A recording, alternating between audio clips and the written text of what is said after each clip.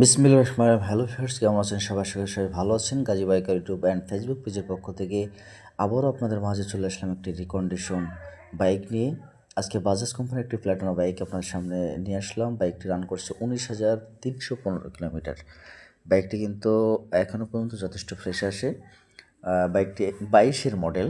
বাইকটি 22-এর মডেল। ট্যাঙ্কিতে একটু কিন্তু এখানে চাপ লাগছে। ট্যাঙ্কিতে কিন্তু একটু চাপ লাগছে এবং যতগুলো আজকে বাইকের সমস্যা, অবশ্যই সিটটা বাঁধানো লাগবে। এবং যশোরের নাম্বার, হাফ টাকার কাগজ, ডিজিটাল প্লেটের বাইক।